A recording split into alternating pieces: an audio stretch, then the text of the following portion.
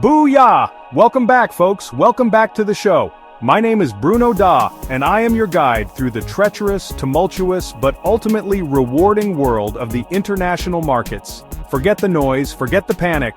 We're here to make some sense and, more importantly, make some money. Right now, we're taking a whirlwind tour, a snapshot of everything that's moving and shaking across the globe. We're not just looking at stocks, no sir.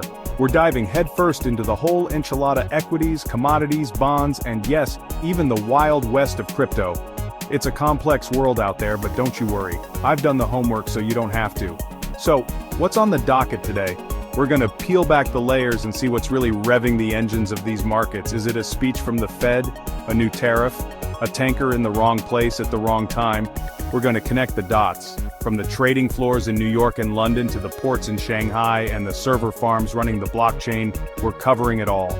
We're going to look at the trends, the tensions, and the technology that are shaping your portfolio whether you know it or not. Get your notebooks ready, get your fingers off the panic button, because knowledge is power, and power is profit.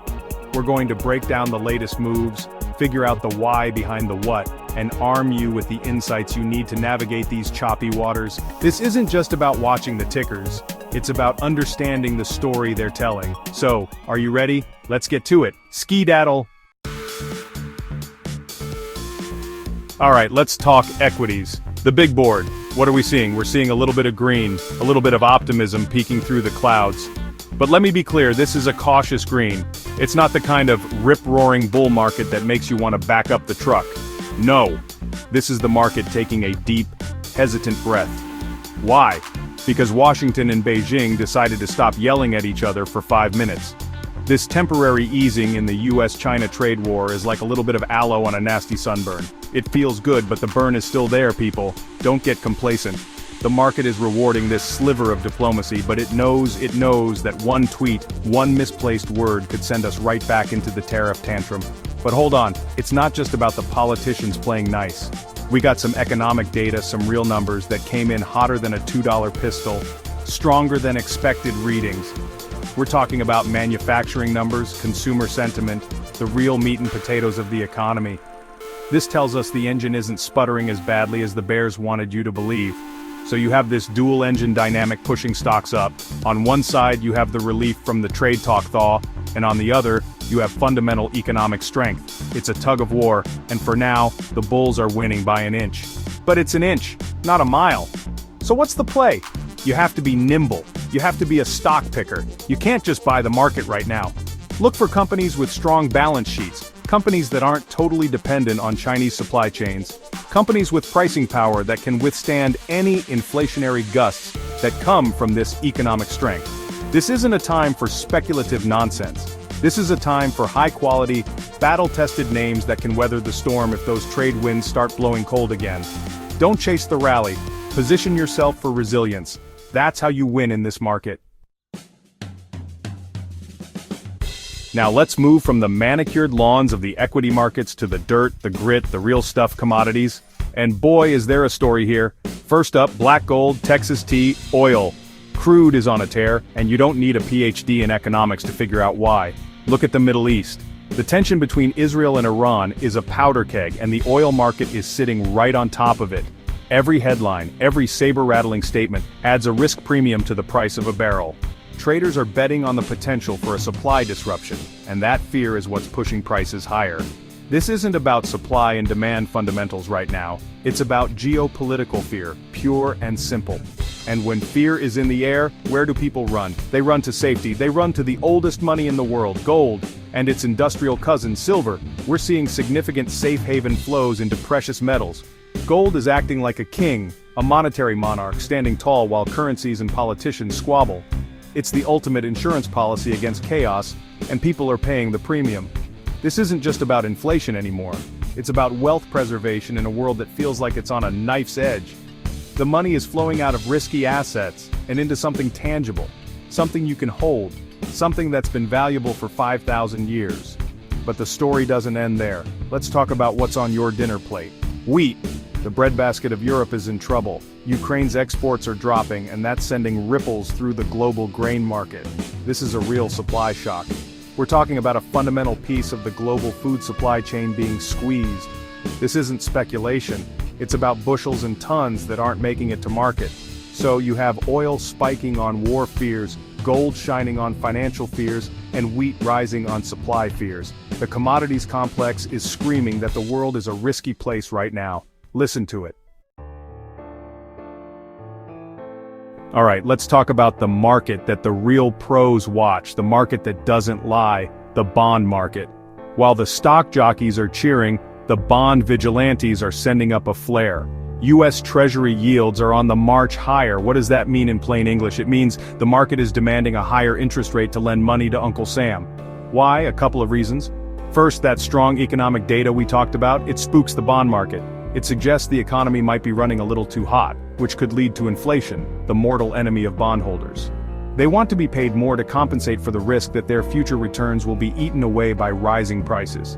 Second, the Federal Reserve is in a box. They see the strong data, they see the geopolitical risks, they see the inflation monster stirring. The rising yields are the market's way of telling the Fed, hey, you might need to get more aggressive. This is creating volatility not just in the US but across the globe. When US yields rise, it's like a gravitational pull on bond markets everywhere, from German bunds to Japanese JGBs. Money flows to where it's treated best, and right now, higher US yields are a powerful magnet. This global dance of interest rates is creating headaches for central bankers worldwide. So, what's the bottom line here? The bond market is flashing a warning sign. It's worried about stagflation, that ugly beast where you get stagnant economic growth but persistent inflation. In that environment, the fixed income outlook gets very attractive. Think about it. If you can lock in a solid yield on a high-quality bond right now, you get paid to wait out the storm. While stockholders are sweating every headline, you're clipping your coupons.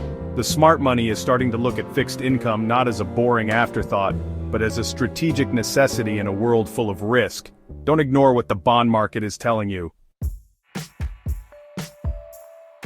Now for the wild card, the digital frontier, crypto, and specifically the king, the big cheese Bitcoin. After a period of gut-wrenching, face-ripping volatility that would make a seasoned trader's head spin, what are we seeing now? Something strange, something quiet.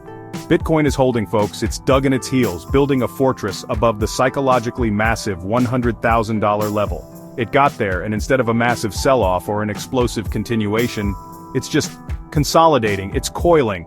The volatility, which is usually crypto's middle name, has actually been surprisingly low. It's like a prize fighter resting in his corner between rounds. What does this stability tell us? The paper hands, the tourists, the get-rich-quick crowd, they got shaken out on the ride up. The people who are holding now are the true believers, the hodlers, the institutions that have been slowly and quietly accumulating. They aren't scared by a 5% dip.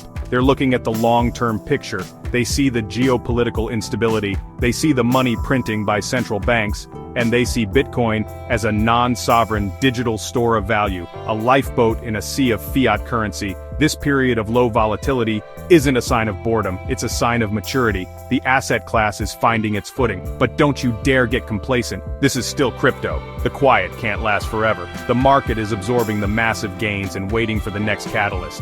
Will it be a new wave of institutional adoption, a major regulatory breakthrough, or will the macro fears we've been talking about, the tensions, the inflation, finally push a new wave of buyers into the space, looking for an alternative? The gains have been minor lately, just grinding higher inch by inch. But, in a coiled market like this, the next big move, whether up or down, could be explosive. This isn't the time to sleep on crypto, it's the time to watch it like a hawk. The calm is just the market taking a breath before the next sprint. Alright, let's bring it all home. Let's put all the pieces on the board and see the full picture. What did we learn today? We learned that the market is walking a tightrope. On one side you have this glimmer of hope from a temporary US-China trade thaw. A little bit of diplomacy goes a long way in calming nerves and giving equities a reason to climb that wall of worry. Coupled with economic data that's showing some surprising muscle, it's a recipe for a cautious rally. But that's only half the story, isn't it? Because this optimism is being built on a very shaky foundation. On the other side of the tightrope, you have the howling winds of geopolitics. The tensions in the Middle East are real, and they're directly fueling the rally in oil and gold. This isn't some abstract concept, it's fear being priced into the market in real time. That fear is the same thing driving investors into the safe embrace of precious metals and pushing up the price of essential grains like wheat, due to real-world supply disruptions in Ukraine. This is the chaos factor, the black swan generator that can undo all the good news in a heartbeat. It's the yin to the trade thaw's yang. So what's the takeaway? Volatility is the name of the game. The bond market is screaming it with rising yields. The crypto market is eerily quiet, which is its own form of tension. You have these powerful forces pulling the market in opposite directions. Your job as an investor, as a steward of your own capital, is not to bet on which force will win. It's to build a portfolio that can withstand the pull from either side. You need your resilient stocks, your commodity hedges, your stable bonds, and maybe, just maybe, your speculative crypto play. You have to be diversified, you have to be informed, and you have to be ready for anything. That's the only way to play in a market this conflicted. Woo! That was a lot, I know, but in this market, you can't afford to miss a thing. We've covered the globe, from stocks to stones to digital code. We've looked at the big picture, but I know some of you want to zoom in. You want to get your hands dirty with the details, and I love that. That's the kind of hunger that makes you a winner in this game. So I'm putting the ball in your court now. What do you want to see more of? Do you want me to fire up the charts and do some real-time technical analysis on these key levels? Tell me in the comments. Maybe the crypto chapter just whetted your appetite. Do you want a deeper dive? A full breakdown of Bitcoin's on-chain metrics? Or maybe a look at what's happening in the world of Ethereum and the altcoins? Let me know. Or perhaps you're a sector specialist. You want me to take a magnifying glass to the semiconductor sector, the banks, the energy stocks, and tell you who the winners and losers are within those specific industries? The power is yours. This show is a conversation, not a lecture. Your feedback, your questions, your ideas, that's what drives us forward and helps everyone get smarter and richer together. So get down there in the comments section and make your voice heard. Let me know what's on your mind, what's keeping you up at night, and what you want to conquer next. Don't forget to hit that subscribe button and ring the bell so you never miss a move. The market never sleeps, and neither do we. I'm Bruno, and I'm here to help you navigate the madness and make some money. Now go do your homework. See you next time. Booyah!